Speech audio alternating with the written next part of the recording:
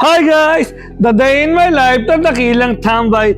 So for today guys, video guys, samahan niyo po muna ako dito mag-dinner dito sa KFC kasi guys, instead na bumili ako ng ulam na hilaw guys, kumain na ako muna dito sa KFC para hindi na rin ako magluto and para din meron na akong sandwich kasi guys, ang bala ko po talaga, ang order ko dito ay yung may kasama ng zinger and ito yung aking bill, 295 kasi guys, meron na siyang kasamang chicken zinger para mamaya pag nagutom ako, meron akong makakain. O diba? Very very nice. Meanwhile, So guys, dumating na yung aking order guys and ito yung aking in-order. One piece chicken siya na may kasamang zinger, na may kasamang dalawang side dishes na mushroom soup and mashed potato. So i-rate natin siya mamaya kung anong lasa niya.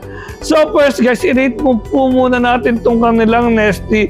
Guys, masarap to guys kasi guys, matagal ko na po siya in-order and matagal ko na rin po siya na natikman guys and super duper sarap po talaga ng kanyang lasa at sobrang tamis po talaga ng kanyang lasa. Although hindi siya masyadong matamis, tama lang siya, pero ang sarap po talaga ng kanyang lasa guys.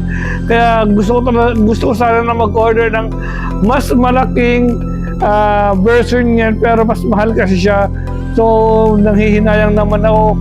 Instead na umorder ako ng malaki, yun na lang, regular na lang muna. Pero guys, sobrang sarap talaga as in. At yung kanyang flavor talaga guys, kakaiba talaga siya. Kasi guys, mayroon siyang syrup.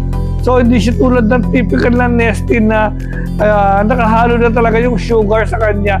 Siya guys, wala siyang lasa guys pag walang syrup.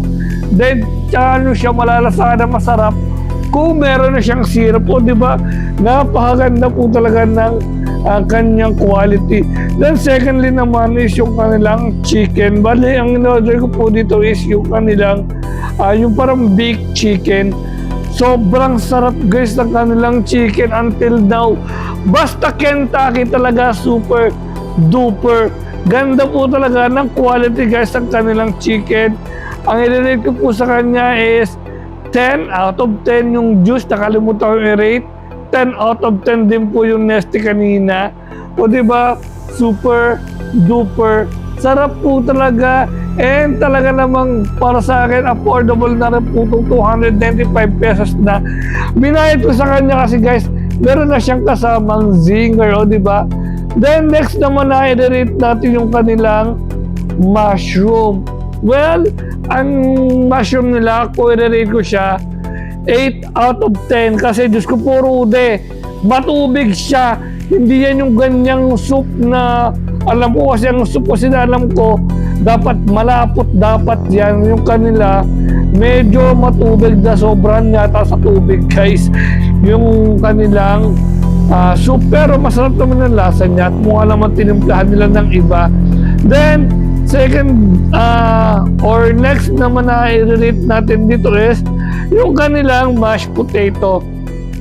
Guys, basta guys, KFC talaga naman guys, masarap yung kanilang mashed potato. Sobrang sarap at sobrang premium po talaga ng kanyang lasa. Hindi talaga siya yung tipong tinipid, hindi siya ganon.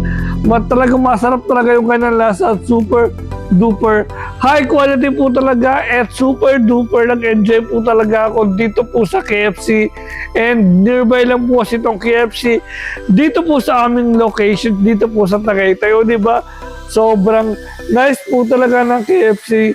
So talaga guys, kain po muna tayo and later on ako ay uuwi na sa bahay kasi mag-shoot na po ako ng videos for TikTok affiliate. So diba, bali guys, wala ka po pala akong marketing today.